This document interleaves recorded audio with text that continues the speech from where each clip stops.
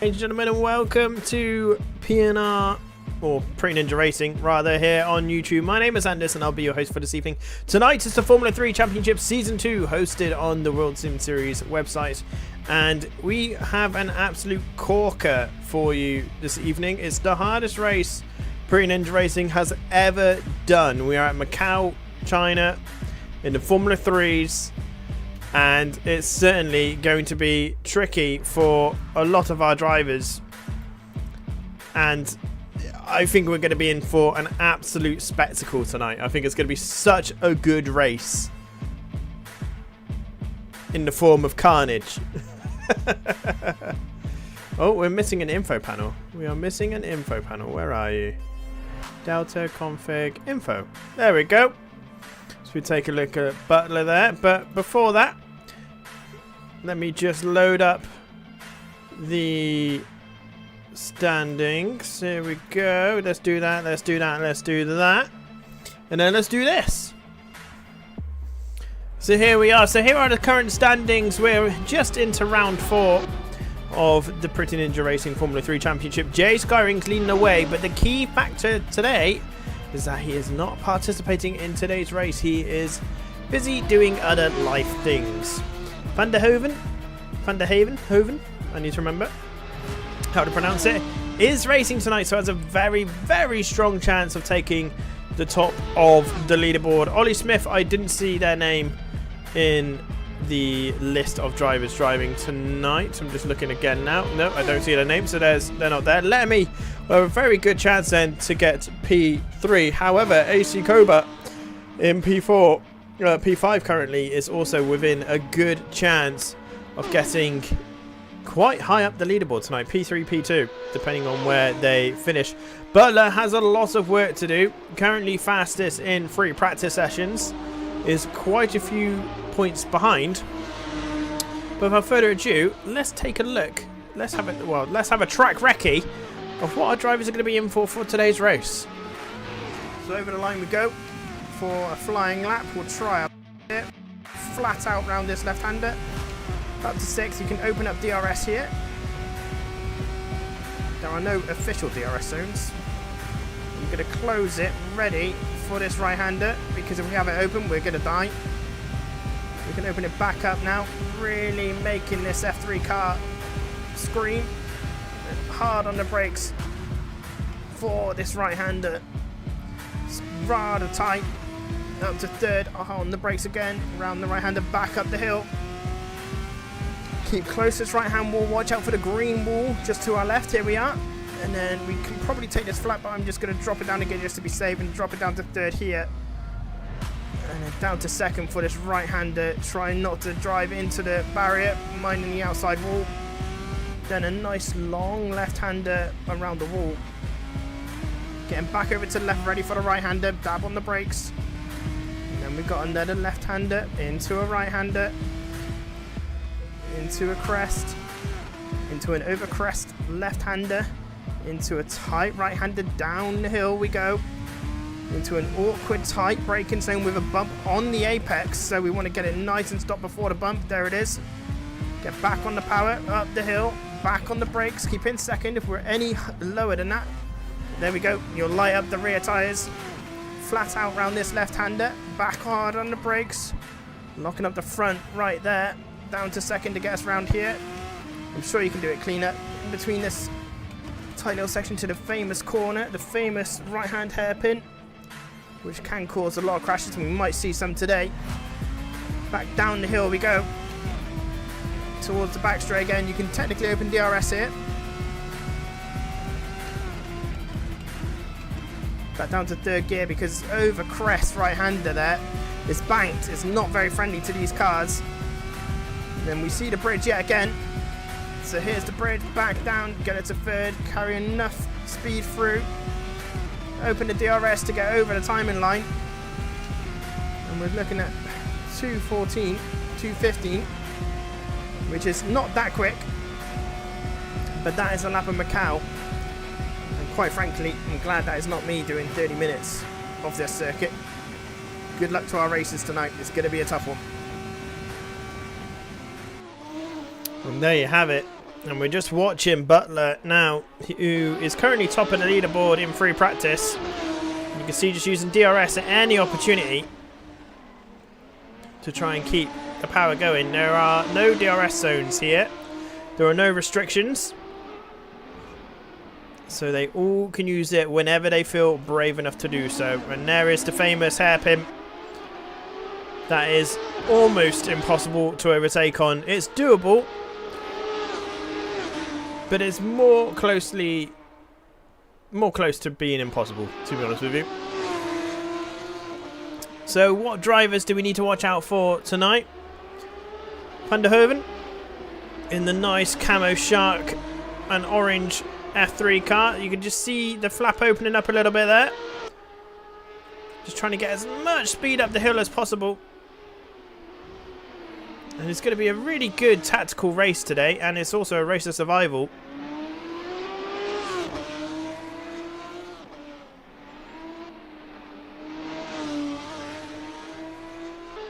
But this is certainly the hardest round we have ever hosted, I think, really, in PNR history. It's going to be really tricky. I would go to say, to get a really fast lap around Macau, I would almost say it's harder than Nordschleife. And that's a pretty big statement. But I would say it's harder to do an ultra fast, clean lap through Macau than it is with the Nordschleife. But at the same time, for that reason, I absolutely adore this street circuit. But it is the home to the most expensive pile-up in history. I believe it was a GT3, Asia GT3 series event. That's basically, I can't remember the value exactly, but it was most definitely in the tens of millions, if I remember correctly. You see Cobra just going over a line over 2:10. Now Butler managed to do a 2:08 in free practice. And who even? Van der Haven, sorry. Van der Hoeven? Haven? Oh, it's got DRS open there around the left-hander. It's going to be quite shallow for the right-hander. And whoever's following does not have DRS open. And I think if you don't have a DRS button set for this race, you're going to really struggle.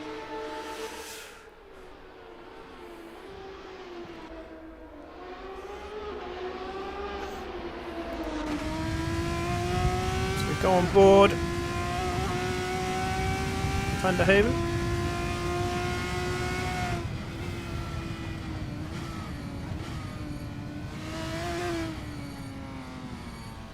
Nice bit of car control there. This will be their last free practice lap, and there's only 5 minutes of qualifying, so realistically you're only going to be able to get one run in. It's one shot quali today, so the grid could be anybody's, because you've got to drive round and do your flying laps. So you might get two if you're lucky. But you've got to be quick out of the pits, otherwise you're only going to get the one. And this is on purpose. This is to make drivers really have to focus up for qualifying. It's a bit like the old-fashioned F1 qualifying, where you literally had one chance to set a flying lap. But the higher up the championship you were, close to the end you went, and in theory the track was a lot more rugged. So you can get a lot quicker times. For me, it would have been wiser to do it the other way around, but you know, would have spiced up a bit more, but never mind. Van der Hoeven comes round the final corner, down into third gear, carries a nice bit of speed through, very smooth lap there, and over the timing line they go to a 2:09.8, and that's all they need, just one bit of clear track. Van der Hoeven is sitting pretty at the top of that leaderboard there. And Butler was not able to set a lap time in free practice, but that's not to say that they won't be able to in qualifying, which will be coming very, very shortly. I hope you've all had a very good weekend. I would also like to take this opportunity to congratulate the PNR Endurance team for their efforts in yesterday's 12 hours of Daytona here on WSS. They currently, preliminary, have won the Division 2 race, the GT3 category. So until penalties gets applied for the crash server, it's going to be tricky to keep an eye on, or tricky to find out exactly where we've actually finished. Who else is going to be one to watch out for tonight? 66 could be someone to keep an eye on. Not really in contention of any titles, as they are working away quite a lot through this season, or through this series this time around, this 8-week series. So might not be able to get too much on. Who have we got at the bottom here? So we've got someone called Blem. Hello, Blem.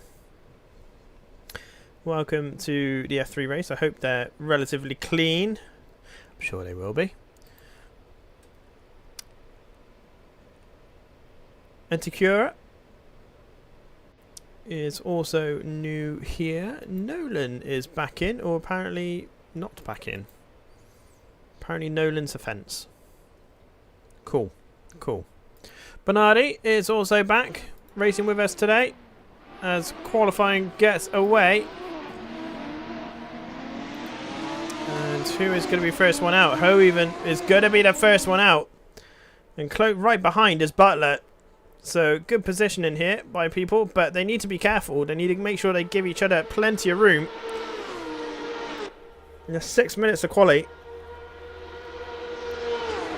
So should be enough to get 2 laps in. Although I'm sure it should be 5. So I've got a funny feeling someone has been tweaking with the server settings yet again. Could be wrong. Could be wrong. But you can already see Butler's giving themselves plenty of space because you need it. The wash of the car ahead is going to be too much otherwise.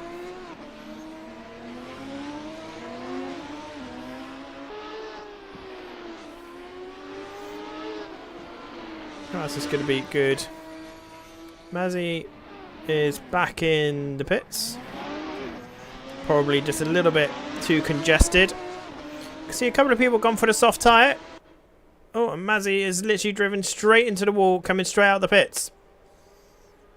That takes some doing, to be honest. They've not got much time left now. They really need to get a move on, otherwise they're only going to get 1 flying lap. In fact, they are only going to get 1 flying lap. So they need to watch out for that. Tutti, I believe, is also someone that possibly could be new here to the PNR series, which is always nice to see. A Mayor is driving tonight, and this is a lot of traffic here in the middle part of the circuit. And they need to give each other plenty of space. They don't really want to be right up the rear end of somebody else. But I believe Hoeven is actually about to go round to start the first flying lap of qualifying. So over the line they go. Let's see what the Dutch driver can do. And in the background there is Butler. And this is going to be 2 very fast laps for these 2 people.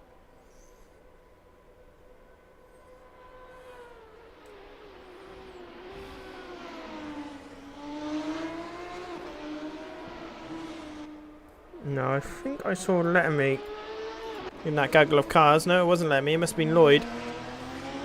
But Letterme is there on their own. And there is the gaggle of cars. That's much better. Each giving each other a bit of space. Blem is crashed on circuit by the looks of it. Crash at the hairpin.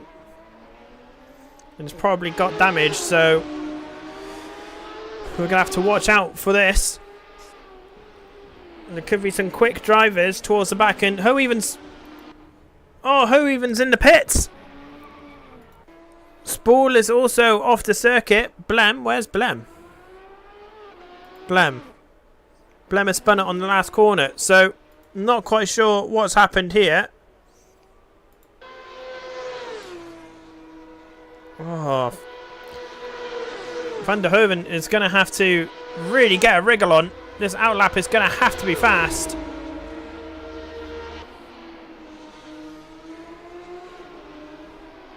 To make sure they are able to get a lap time in.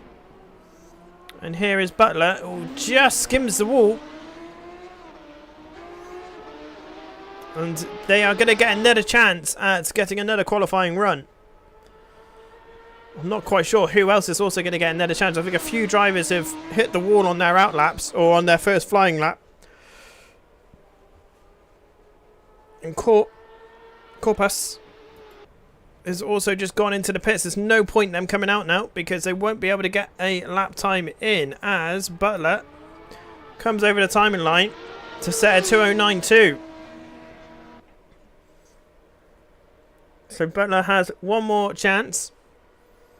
Is it Bernardi that's next? Bernardi's going to be next to come over the line with a 2:16. Not quite sure who else. Mayor, maybe the next one. Come around the final corner now. Back open with the DRS. And Mayo moves into a provisional P2. Lloyd is now also coming around the final corner. And is this a flying lap or no? And Mayo has crashed in the pit, so that's the end of qualifying for Mayo. And Lloyd has got a 2:18 with one more chance to get a lap time in. Where is Tutti on circuit? Tutti is coming over the line. Tutti's P5 of a 2:17. And someone else just come over the line. That's Spool. Koba has crashed and is now in the pit. So Koba will be starting towards the back of the grid as well. I got a funny feeling it's Fabrice Lettermy next. That's going to be over the line to actually get a lap time in. Has so even got over the line? They have with 10 seconds to spare. So Van der Hoeven has got one chance to really get a lap time in. Lemmy's up to P4. I think that's 66. Where is 66? Deliberately going slowly in the pit lane. So they clearly want to start at the back. Mazzy comes over the line. P3. Blem, are you next? I'm not sure you are. Or you might be. I'm not sure if you're going to get a lap time in though. What, 2:32. And spinning round the first corner. And Tutti has also crashed here. And Bernardi has also crashed. Oh, and Corpus has got that hairpin wrong. I think the first lap is going to be absolutely carnage around their hairpin. Spool has also got damage into the wall. So, where is Hoeven? Hoeven's one of the only ones that are really on a flying lap. I think Lloyd might be on another one. Lloyd is. So Lloyd will be next. As Corpus has gone into the pits and will be starting towards the back of the grid. There's a lot of people not able to get lap times in. Oh, really close to the wall there for Lloyd. I don't know if there's any improvement really. Can't really tell. Oh, a bit too much speed in the last corner. Oh no! If it was an improvement, it's not anymore. And there is Spool. Oh, and Spool spun out on the last corner. But Van der Hoeven has managed to get through unscathed. What sort of lap time can they get done? Can they pinch the front row? Let's see. An overtime line to go. And up to P2 with a 2:09.7. So they just get a lap time in and they get onto the front row of the grid. So it's a battle between Butler and Van der Hoeven in the race today. So Butler is our pole sitter for today's race. Van der Hoeven is P2, Mayor in P3, Mazzi in P4, Bernardi in P5, Fabrice Lettermy P6, Lloyd in P7, Tutti in P8, Blem in P9, Spool coming over the line in P10 after spinning out on the second to last corner. Mark Coulson was unable to set a lap, as well as Koba Corpas 66, who backed out, and Tiquera as well was also unable to set a lap time. I hope you're watching at home and you have a nice cup of tea or coffee, depending on where you are in the world and what time it is, a snack, and a good attitude, because I got a funny feeling this race is going to be amazing.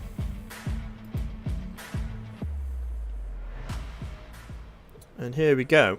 So there is Van der Hoeven, who managed to get onto the front row of the grid and has the inside into T1. So a good start is going to be important. Now, what the drivers probably don't realise is that DRS will still be closed for the first lap. And if they try it, they will get drive-throughs, most likely. So they need to be wary of that. Although I could be completely wrong, because there's not DRS on this circuit. So actually, it might work straight off this. You know what? I don't know. This could be just amazing. It could be dreadful. Let's wait and see, shall we? So round 4 of the P&R Formula 3 Championship is about to be underway. We're waiting for our 6 lights. And off we pop here in virtual China. And Butler looks like he's got a very good start. So has Mayor, who's going to try and get round the outside of Hoeven. And Hoeven, in fact, looks to be also got an incredibly good line. Lloyd has got their DRS open. A few other drivers have got their DRS open. And no penalties. Oh, and someone's gone into the wall. And let's see the carnage into turn 3. As Mayor's looking to get down the inside. Oh, no contact. Good driving by both. Plenty of space given. As our race leader, Butler, leads us through the infield section of Macau for the first time. Let's see who survives, who dies. Spool has managed to get through. Blem and Coulson are currently off the circuit, or they're still on the circuit, but they've gone into the wall. So they would have suffered some damage, no doubt. And you can just see how twisty, turny, how short and narrow. And Butler's taken full advantage of that DRS right now. He's already managed to pull 1.3 ahead of Van der Hoeven. And is trying to make the gap as large as they possibly can straight off the bat. I'm guessing Coulson, is currently stuck in the wall by the looks of it. It's going to have quite a lot of damage. And there is, and Tutti is falling down the order. Oh, Tutti looks like they may have had a bit of an incident going into the braking zone of the awkward over crest right-hander. With the one with the little bump in it. And Butler's already got 2.2 seconds. Blem is disconnected from the server. And Tutti has got some major damage. So that'll probably be, well, possibly a DNF as well.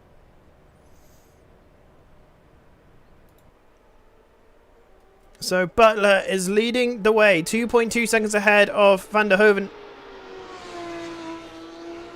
And the grid is already starting to spread itself out just a little bit. 66 is rather close to Lloyd. And Koba, Mazzi. Yeah, Mazzi's just fallen down the order for some reason. Where's Mazzi? Mazzi is in the pits, probably. Oh, collecting more damage on the way through. So Lloyd is trying to defend from 66. And 66 has got their way through. Lloyd has closed the DRS. Oh, massive crash there. Who was that? Someone massively crashed there.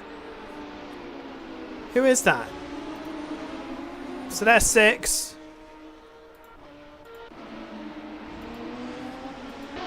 And there's Corpus. There's Lloyd. There is 66. So it was a 66 that went into the wall. Must have been.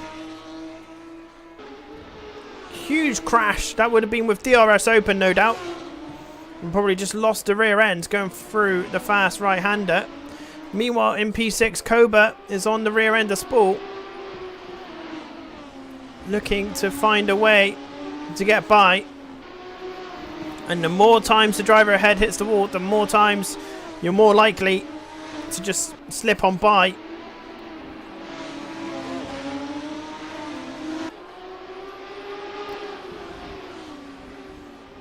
Oh, and Spool outbrakes themselves. And it's not going to be doable here. Not close enough for Koba. Oh, and Spool lights up the rear. Now Koba should be able to get on the power early. There we go.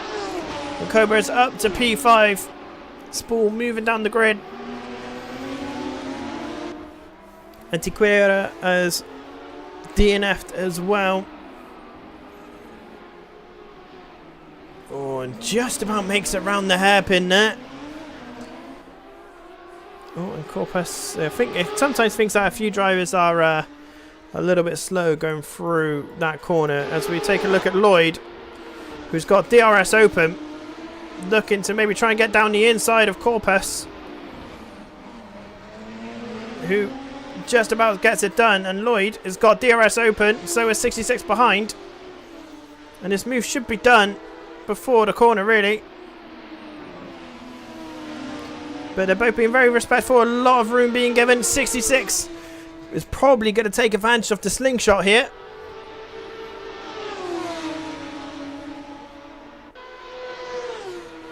And it's just whether Lloyd can get the move done going into the right-hander. And he can. And it's done. And DRS is Rio. Oh, and there's been contact. Oh, and he's taken 66 with him. In fact, 66's car is glitched out completely. Oh, no. We'll have to take a look at that. It looked like a little bit of a late reaction on Lloyd's part. But it is up to the car behind to pass safely. But we'll have to have another look at that in the steward's review. I can't really tell what that was straight off the bat first time round. Bernardi in P7 is chasing down Spool as well. And 66 has managed to get straight back out because AT chucked him back into the pits. So yeah, way they go, but not quite sure what happened there. Needs a bit of a review afterwards. It did look like to me that Lloyd slightly reacted late in trying to defend off. Oh, and Bernardi almost collects Spool as well.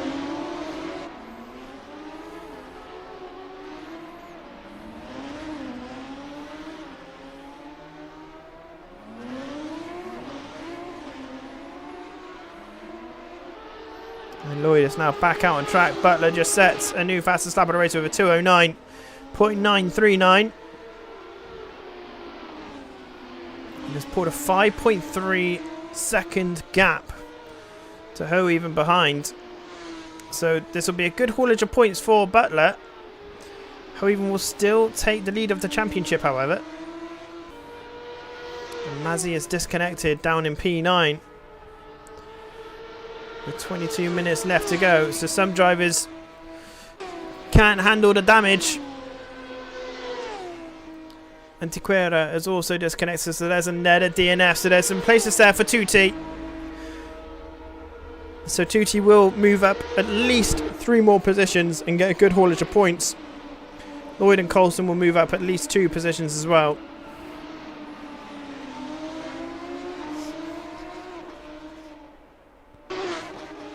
And it's when Butler comes across the back marker. It's going to be interesting.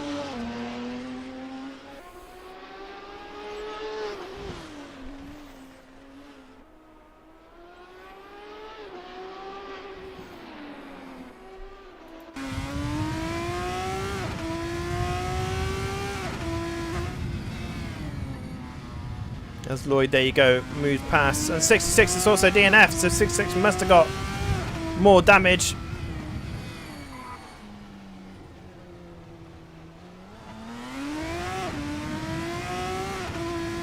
really going to stir the pot. Well, actually, really it won't, but this race was meant to stir up the pots for the championship. As Butler just clips the wall there, he needs to be a little bit careful. It will damage his suspension.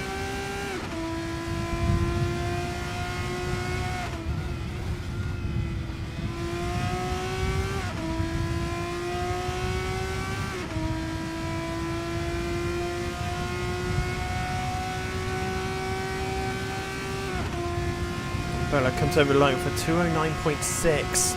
Tutti moves up to P13. It's currently got red by their name. Why is that? Oh, because Tutti's in the wall. This is at the hairpin. Tutti needs to get moving. Who is that behind? It's not Butler. Not sure who that is behind Tutti. Being held up here, but...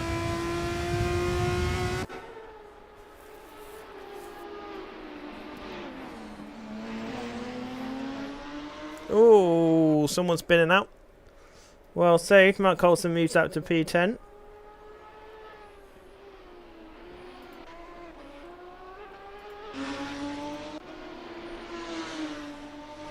So it's Corpus who was being held up by Tutti there, with them spinning out in the hairpin, and there is Tutti again, and that's got to be a ruined car. Going that flat out around T1 and hitting the wall is never going to end well. Yeah, and into the pits they go. I've got a funny feeling this could be another DNF here, as Coulson goes over the timing line. And there we go. There's a disconnection, so another DNF on our system. And 66. Even though it says DNF. Maybe it's more of a crash than a DNF, but they are still technically in the race here. By the looks of this. Bernardi is still chasing down Spall for that P6 spot.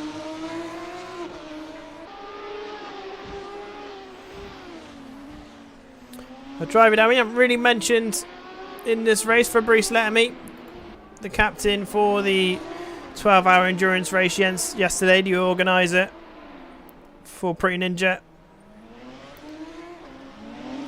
Currently sitting away in P4. Koba 1.7 behind. So we'll have to keep an eye on that, because I think Koba is slowly making gains. 66 is out after quite a collection with Lloyd, and then possibly something else as well. And this battle for P4 I don't think is anywhere near done.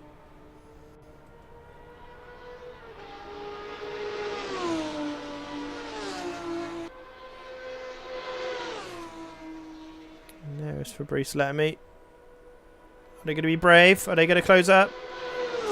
Nope, he's wide open compared to Koba behind, and that's where he's gaining the time. He's having his DRS open throughout the whole front sector.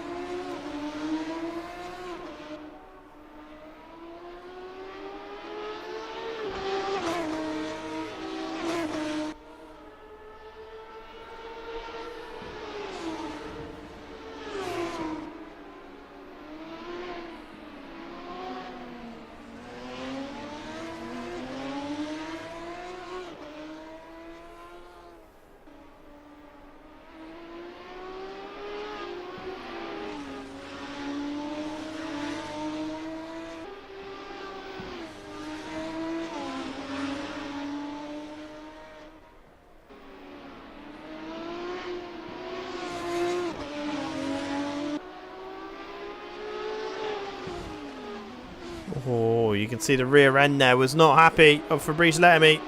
And you can see the time is really... is definitely going to start feeling the pressure of Koba fairly soon. 66 in chat says, one of the hardest track to master, and people joining with no practice equal carnage. Yeah, certainly does. And I think it's one of the circuits where actually being at the back of the grid really doesn't help either. Really doesn't help. It's a bit like Monaco. The further back you are, the more difficult it's going to be. That's Bernardi. Oh, has got past Spall because Spall has put it into a wall. That's going to be some heavy damage. Yeah. I've got a funny feeling the Spall's going to really struggle with that. So Bernardi is up to P6. And Spall, I got a funny feeling, is going to have a bit of a bad time now. Just Formula 3 if that was a head-on collision. So we take a look back at Koba, who is a lot closer to Fabrice Lamy now. And has got a lot more slip than previous.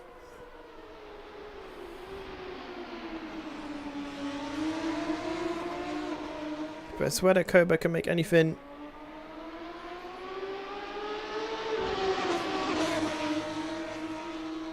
It's whether Fabrice Lamy can hold off Koba for the next 15 minutes. Still half the race to go. Butler is 10 seconds ahead of P2 van der Hoeven. Mayor is sitting rather calmly in P3.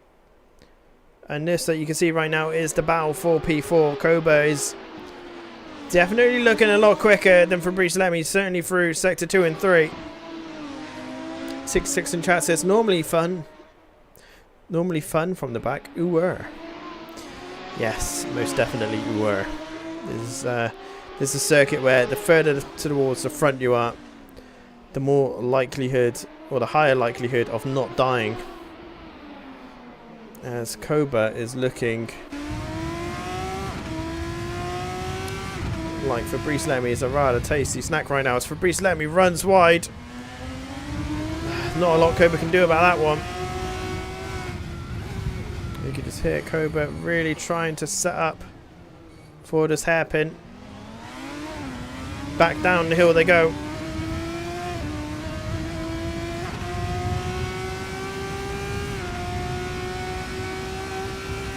DRS is open for Fabrice Lamy, but I didn't see it for Koba. The green light wasn't there. I'm sure it's open, but there's no green light I can see on his controller.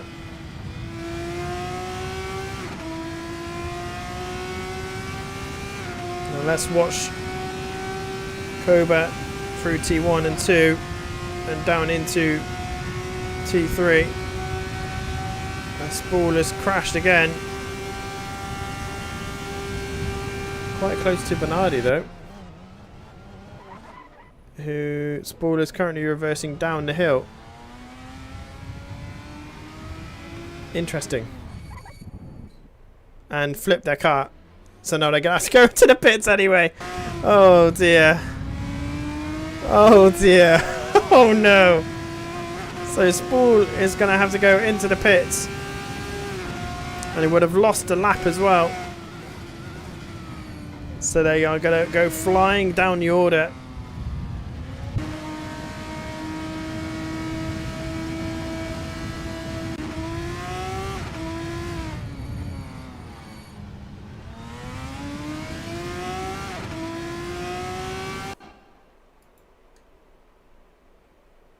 It's a shame there isn't a proper helicopter camera here.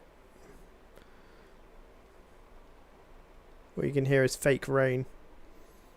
Really? That's quite a narrow entry, but Lloyd manages to get it down. The more over to the left you are and the later you turn in, the quicker it is through that hairpin as Corpus. Oh, has spun out, and who's gone there? Someone's had a massive accident. That's Coulson. Coulson has gone absolutely flying to avoid collecting Corpus. One has to be careful about the rejoin here.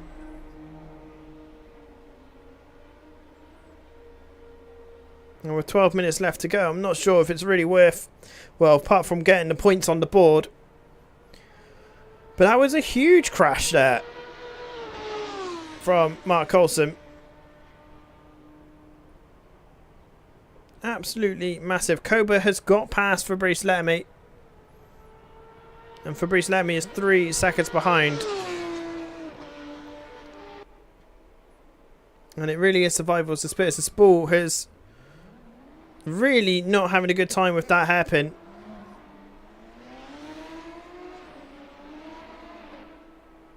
And Spool has been kicked from the race. Has he?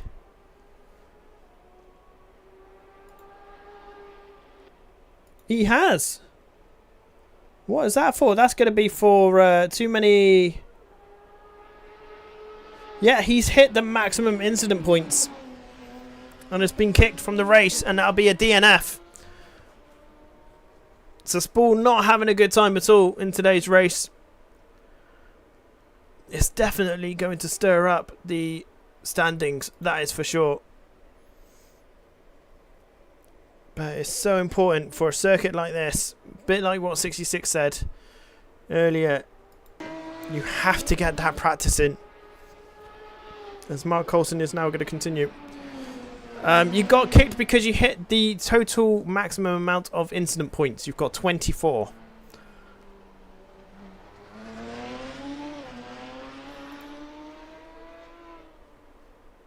For exceeding incident point limit.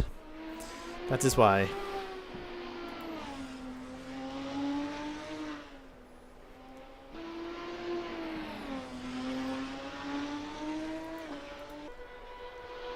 So Butler is leading the way. There's only 2 drivers out there right now with no incident points, and that's Butler, one of them, and the other driver is Koba.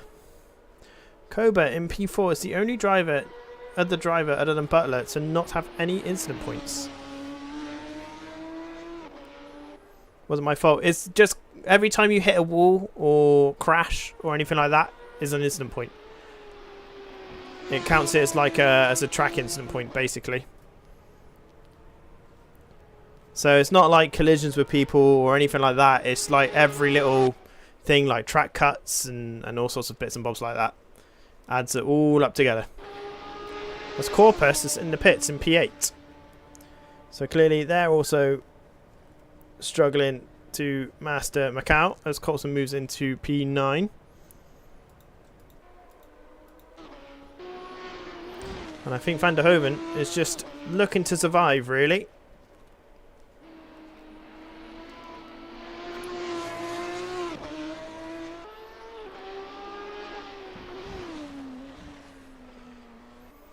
But yeah, after the race, Spool, or Mark, you'll be able to... it has a breakdown of where it came from. Yeah, he cut me up to the point I rolled it.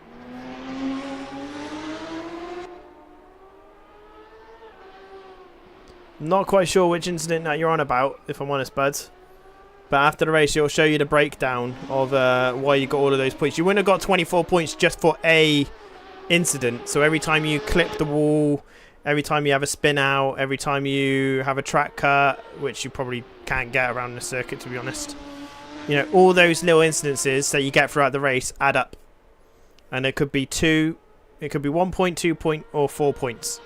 And I'll just, depending on how severe it is, that's how many points that you get.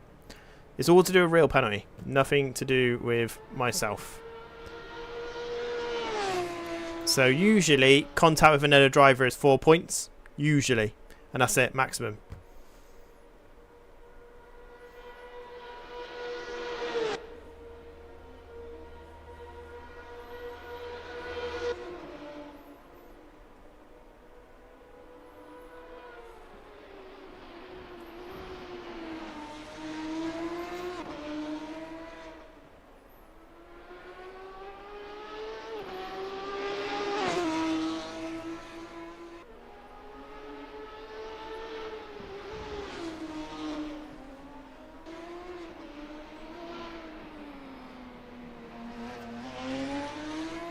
And Van der Hoeven, like we just mentioned a minute ago, is trying to survive and just get the points under their feet and climb up that leaderboard. And basically, they will be topping the leaderboard after today's race. But Butler, in all fairness, is doing an incredible drive with 6 minutes left to go. Fastest lap of the race is a 2:09.20.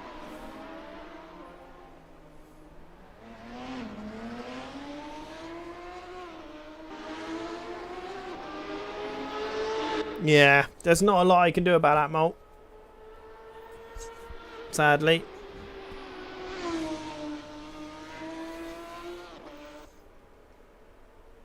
It just all adds up.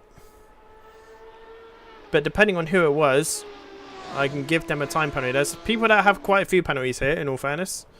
There's also a few people that are very close to the maximum incident points as well.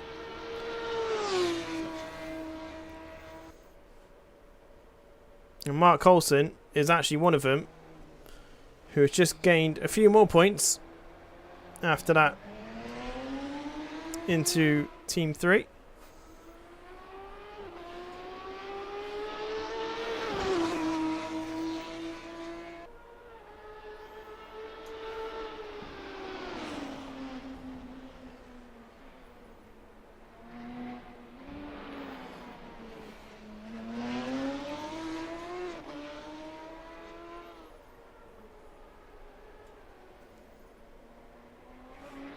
And is somehow doing quite well, but Corpus is still in the pits. Still in the pits with 5 minutes left to go. Fabrice Lermy driving along in P5. Keeping their nose clean, in all fairness. Only 3 incident points to their name, so they're doing incredibly well. Hoeven and Mayor have only got 1 each.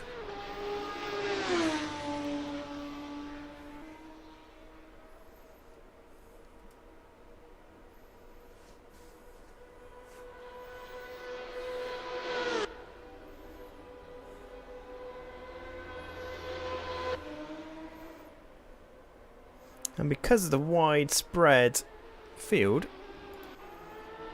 does make it difficult to commentate on, because there's not a great deal going on. We can clearly see that Butler is driving incredibly well.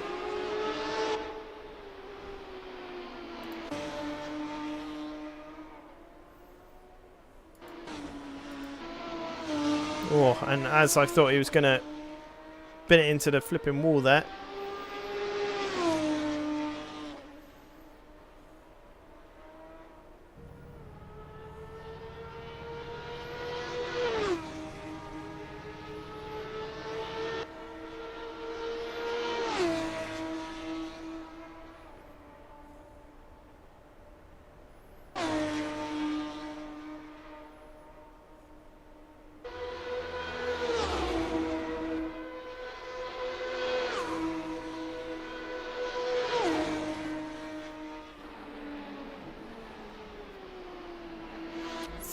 Second lead. Someone just pulled over there. So Butler is lapping people now. And I believe that might well have been Mark Coulson there.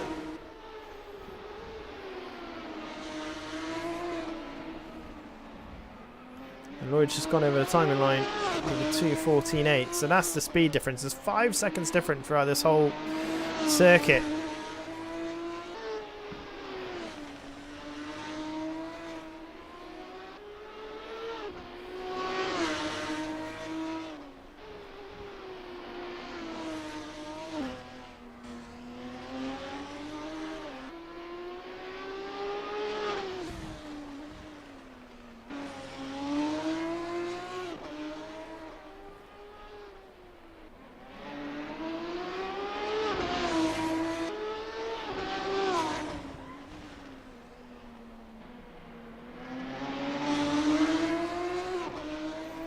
Now Lloyd is catching up to Bernardi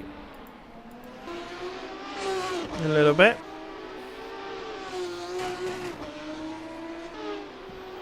.3 is the gap. There is Bernardi.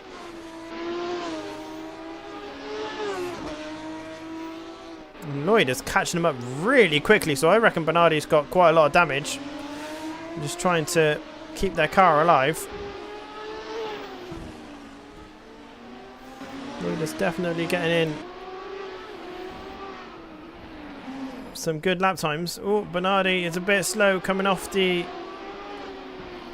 Oh, well done. Let Jammer through, really. So I think Bernardi is heavily damaged.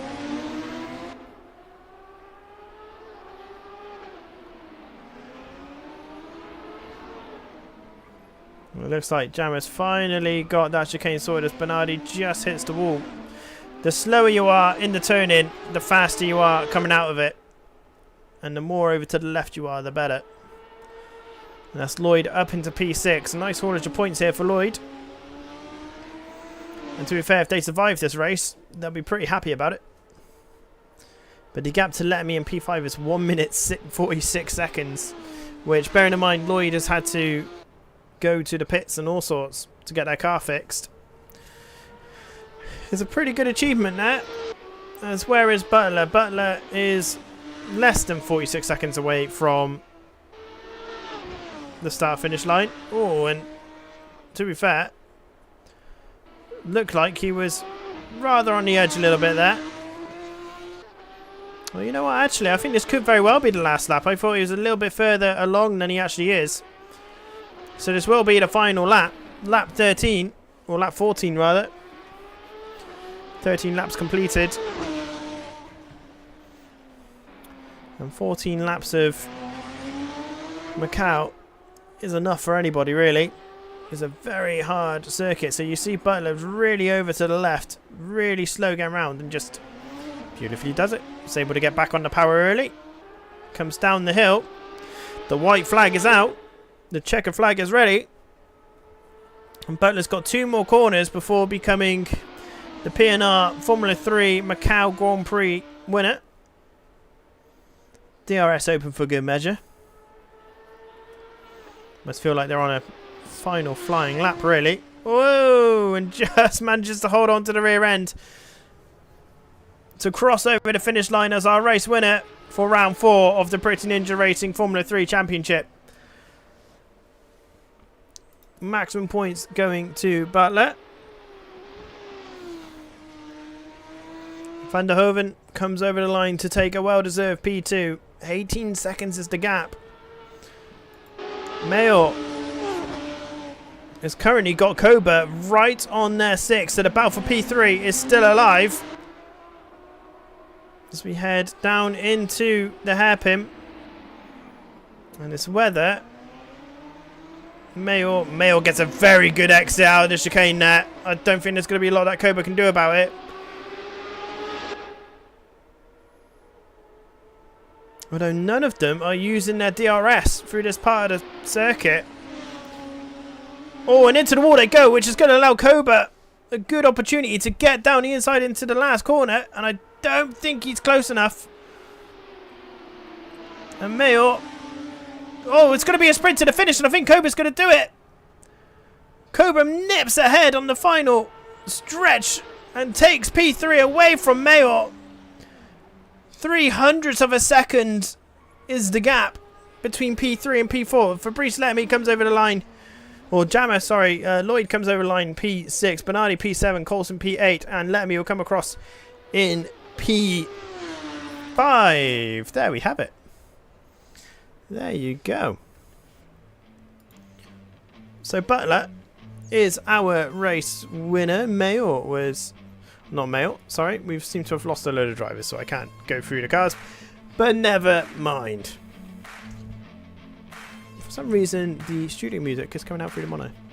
Don't know why that is. Interesting. Okay. Right. There is one incident that I know I definitely want to look at, and it involves Mr. Lloyd. I believe it's third lap in. I believe it's the third lap in.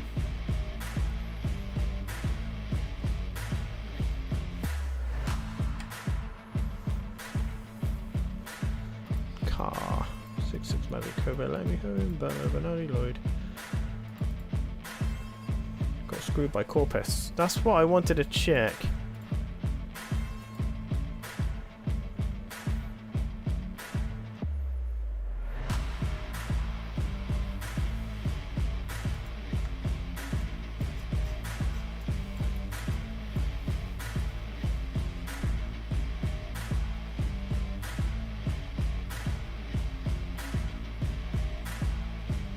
66 wanted a piece of the cake. Let's have a little look. So here is Lloyd. Corpus is there. Lloyd's got DRS open. 66 has also got DRS open. For some reason, Corpus didn't. Through the corner they go. Corpus has got a good run there. And Lloyd just comes across.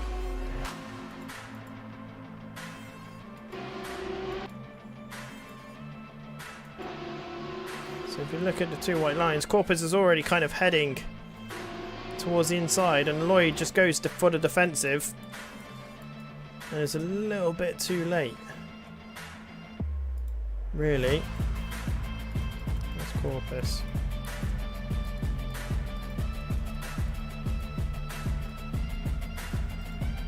That's Corpus.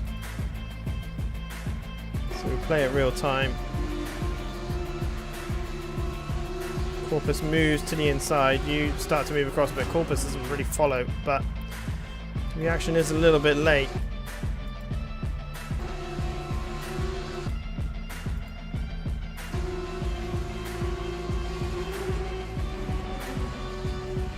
Corpus got away with that unscathed, to be fair.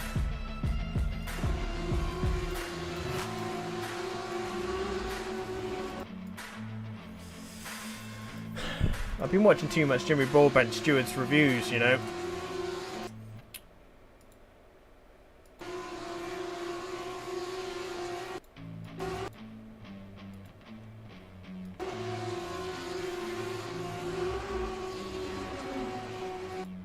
What I want to see is 66's point of view, because that must have just looked absolutely bloody scary. 66 is miles behind. What happened? So FDRS open. Oh, you massively let off. Okay. Probably a good... Well, I was going to say it was probably a good thing that you did. But also not at the same time, as you're floating through the air right there. And into the pits you go, and I imagine you could drive straight back out. Yeah, because you didn't go cool back to pits.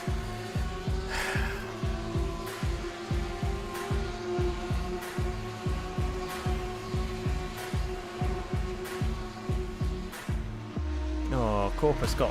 How did that not cause a load of damage there for Corpus? It's a really awkward one. Because our rule is it's up to the car behind to pass safely. That is our rule.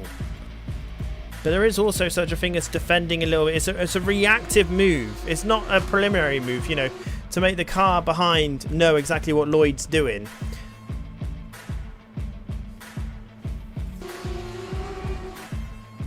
And then Lloyd starts to move over once they realise that Corpus is trying to get by.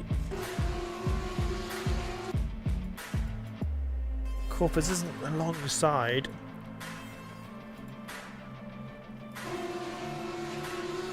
Corpus has got a great... I don't know how Corpus has got such a good run out of that without DRS.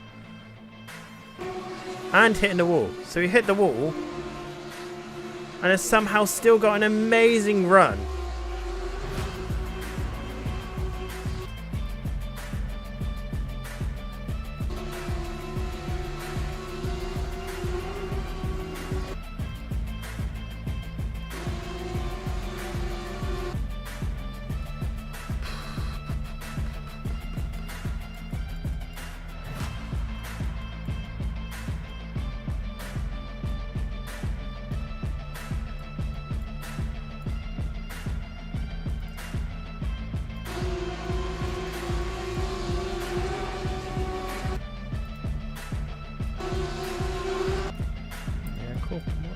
Corpus turning in there if he gets straight.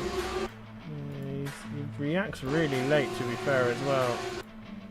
Corpus reaction is quite late. It's not really an abrupt pull out to the right either. It's like a gentle fade from Jamski. Not under braking.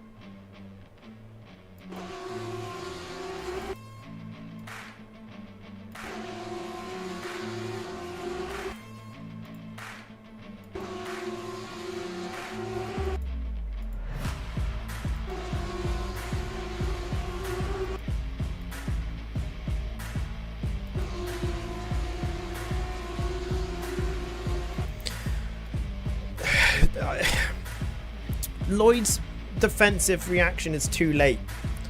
It doesn't matter whether it's in the braking zone or not. If you're overtaken on a straight and just before the car gets past or alongside you, you decide to turn in, that's too late. In reality of things, that is too late. If that was in F1, all right, I hate using F1 as an example, but if a car pulls out and they're just about, like, we are literally talking half a second more and Corpus would have been alongside, right? Half a second more, Corpus would have been alongside, Lloyd would have turned in and got spun out. And there's nothing that Corpus can do about it. Because it's a reactive defensive move, not a, what's the word? Opposite to reactive. I can't think what the word is.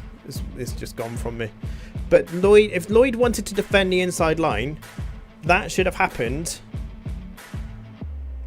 basically here.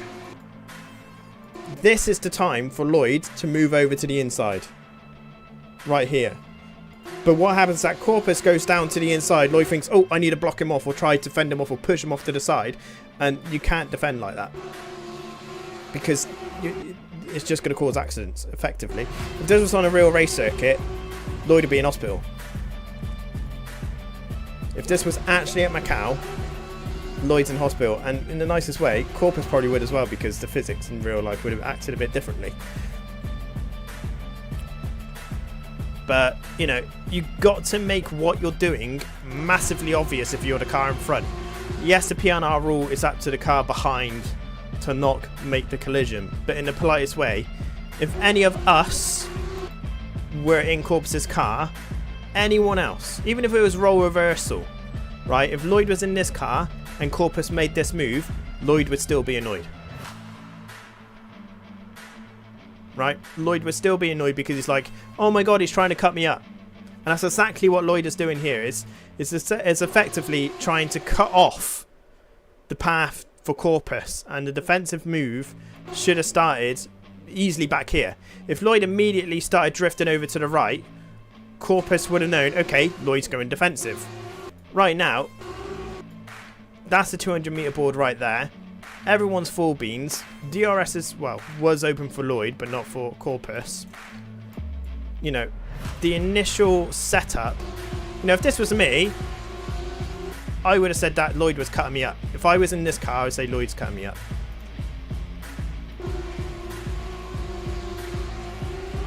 I'd be like, what the hell are you doing? Because if you wanted to defend, you've had from here 1, 2, 3, 4, 5, 6. You've had almost 5 seconds to start your defensive maneuver. So, you know, it's just got to be over here first, like just straight off the bat. Just make it obvious to the car behind what you're doing. It's no different for endurance racing. You know, it's no difference for any racing. If you're going to defend, make it obvious that you're going to defend. Don't react to the car behind pulling into the inside. You've committed to the racing line here. You know, Corpus has had a much better run out than I think he really should have done. The fact that the physics either must have given him a fucking speed boost off the wall or something like that. And off he goes.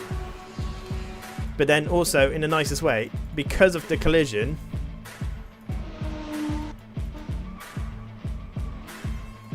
you know, you could then argue, because of Lloyd's reactiveness to the situation, reactive defensing, end up causing a crash, was then unintentionally caused another party to also get taken out of the race.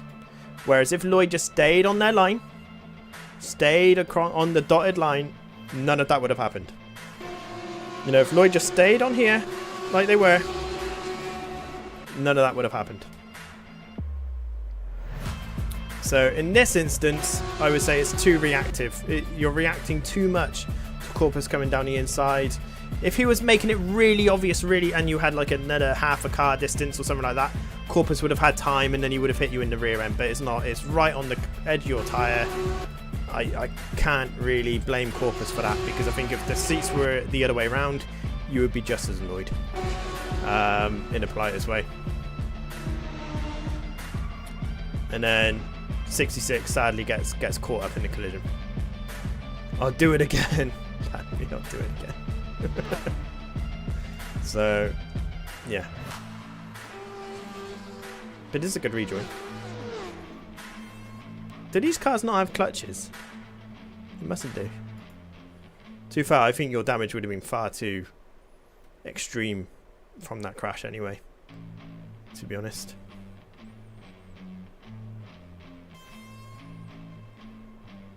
So, yeah. Not, if I'm honest, I don't really know what to do about that one. I would say that the actual incident is caused by Lloyd reacting rather than preparing to be defensive straight off the bat. And that's what happens when you do reactive defensive driving. You can cause a crash. I finished P5, all Jammer's fault.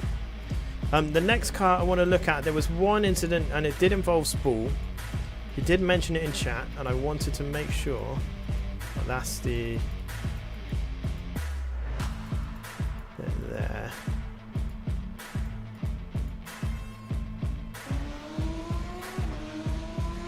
Because of damage. Fair enough. Had a 30-second penalty in game. Oh, Bernardi. What happened to Bernardi? Need to find out what happened to Bernardi there. Bernardi's just in.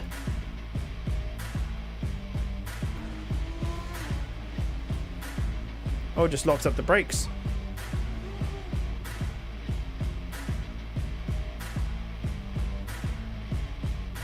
Oh, that's a bit silly.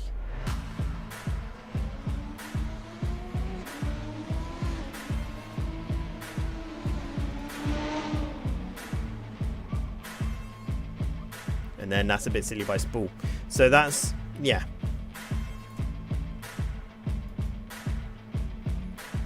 Right. So, in the politest way,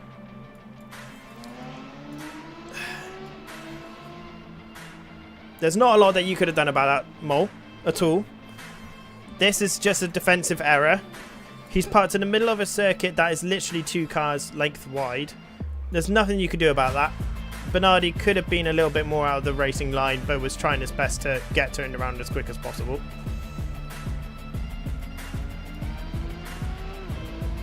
Is this it here?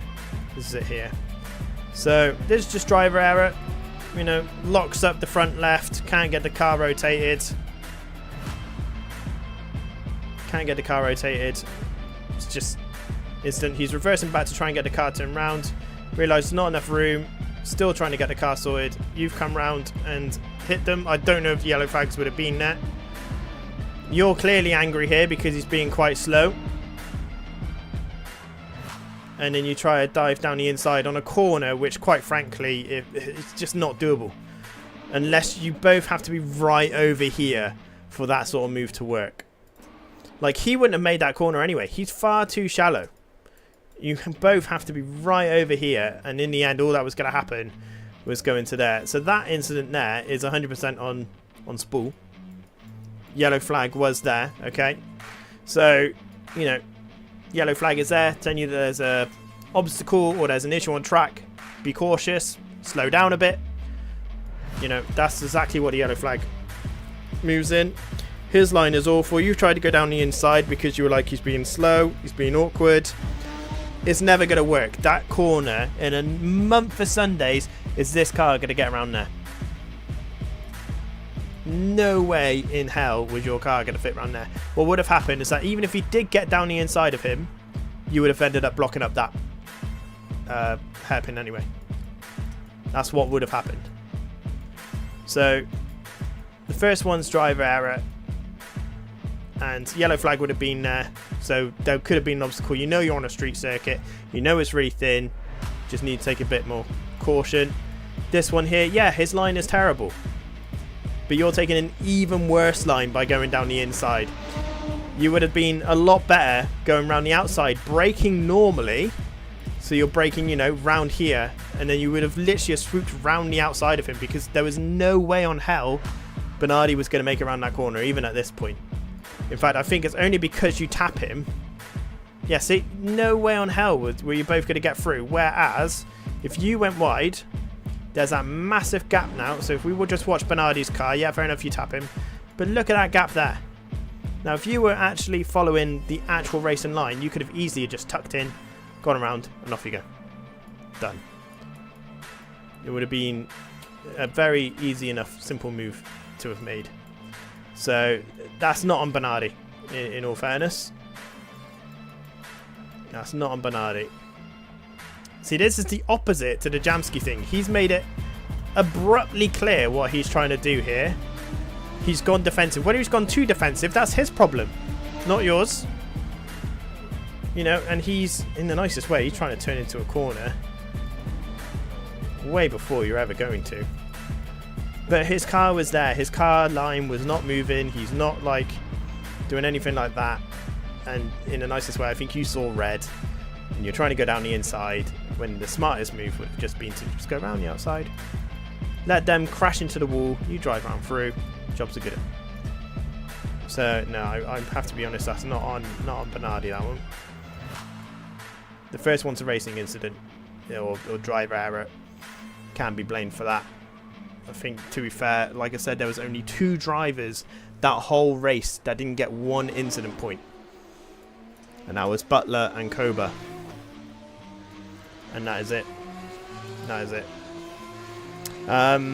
Now, because I can't decide what to do for the Jamski 66 incident, 66, I'm going to allow you to decide. I know you're not too fussed about this championship, but you can decide whether you want to punish Jamski or not. Entirely up to you. Bernardi would have hit the arm coil turn, alright. Yeah, he would have done. And Spall could have just gone straight by. No problem. There was no way he was getting through it. So, you know, that just comes with just a bit more experience, I would say, in that sort of manoeuvre.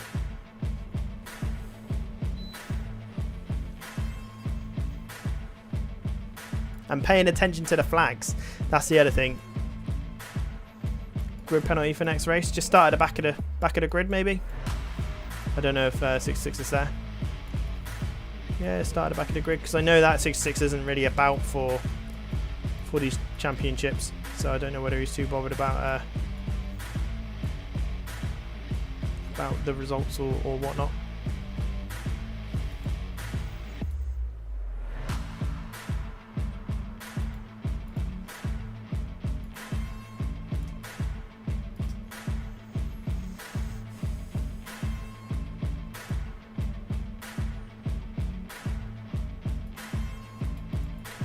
Now, I don't know if you can see it yet, but the results have been submitted.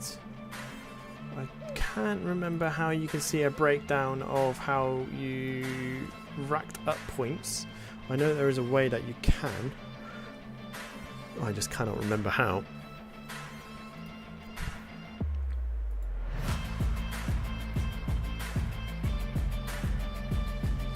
Five-second pen. Was that 5-second pen? Sorry. 5-second pen. Alright, there we go. 5-second pen for Monsieur Jamski. It is. Let's get that sorted out then.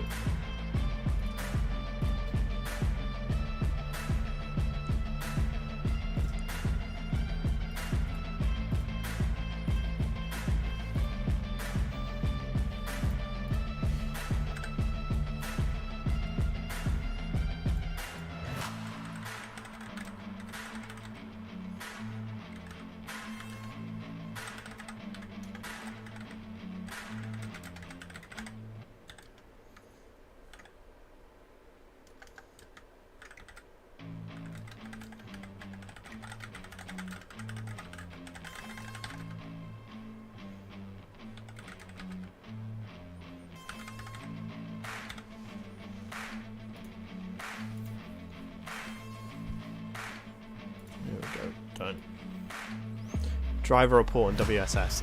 Okay.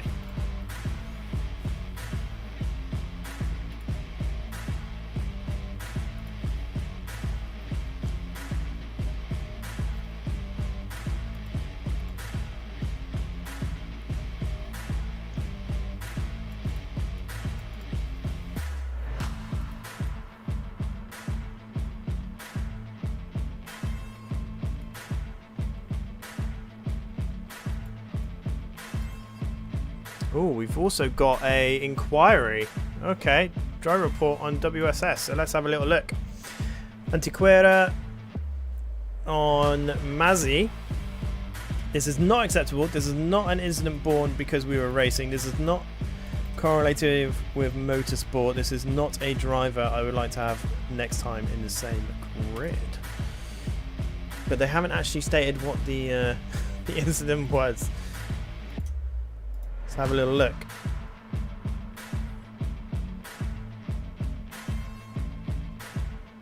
So I'm guessing this car here is... Okay, Mazzi's the car ahead. Yeah, play a straight out ban. Okay.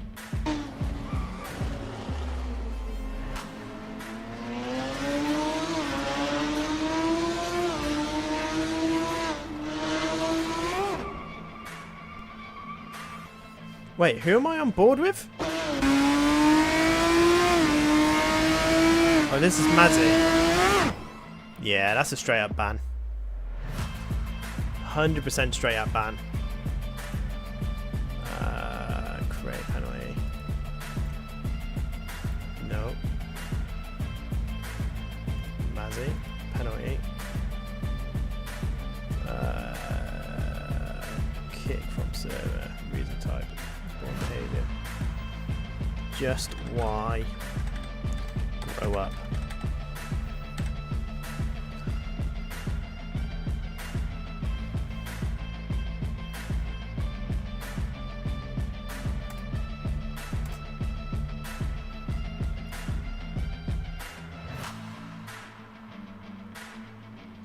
Straight out ban? No. What do you mean no? Oh really?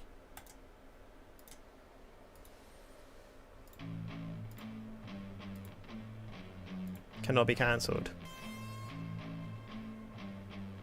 Oh. Boys, you're too late. You're too late. You're too late. You're too late. We'll have to get in touch with WSS.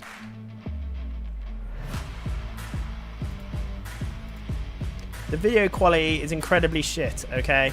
Like that to me, right there, that's Mazzi the car ahead. Oh, right, I see. So that's Mazzi. I'm on board with Antiquera. Okay. I'm with you. I'm with you. I'm with you. They didn't even finish anyway, did they? Okay, hang on. There's nothing I can do about that. Now that is finished, we need to get that taken off. So we'll have to get in touch with WSS for that. Penalty, create penalty, error. Disqualified, reason time.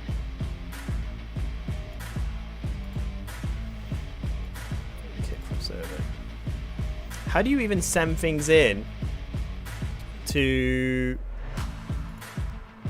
WSS for like banning people? Because didn't we have someone in the other race as well? Send Mazzi a message. I'll send Mazzi a message, it's fine.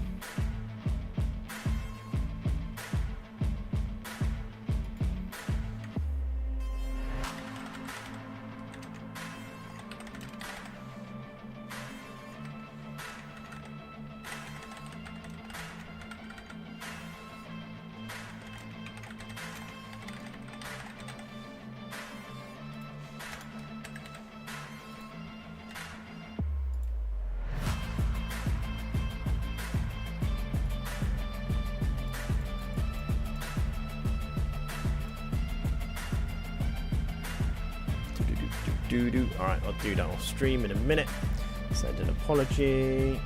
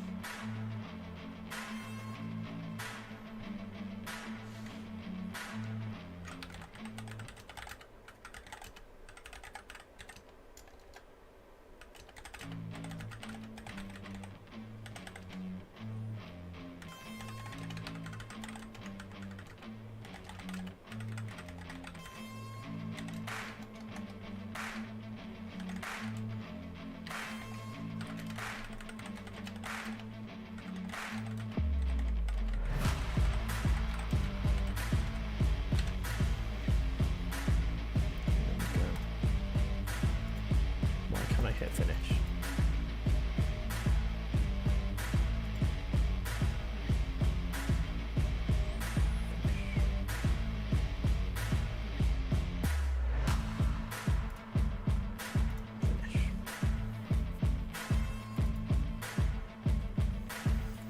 There we go, sorted, back to results, close and review.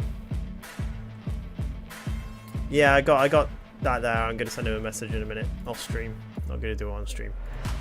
Results have been approved. So here we go for the standings of round 4 of the Formula 3 Championship. Van der Hoeven is leading the way with 82 points after Jay Skyring was unable to attend tonight, so that's a good lead that they have gained just off of that one race alone. Koba with the P3 results, as it was the last ditch to the line, moves themselves into P3. Butler with the race win moves himself into P4 with 60 points. Fabrice Letamy finishing off in P5, holds P5 with 59 points. Mayor finishing P4 after being nipped to the line by Koba is in P6. Bernardi in P7. Smith in P8. Sobek in P9. And Mark Coulson rounds off our top 10 with a joint 11th place between Spool and Lloyd on 27. So I hope you enjoyed that one tonight. That was a bit of carnage. Pretty poor driving standards as we've seen in the aftermath of the race. And don't worry, I will message Mazzy and apologise for getting it wrong, and I will get in touch with WSS very, very soon to get it all sorted out. But until next time, ladies and gentlemen, look after yourselves, and I will catch you hopefully tomorrow night for the Ultimate Sim Racer. Until then, see you later.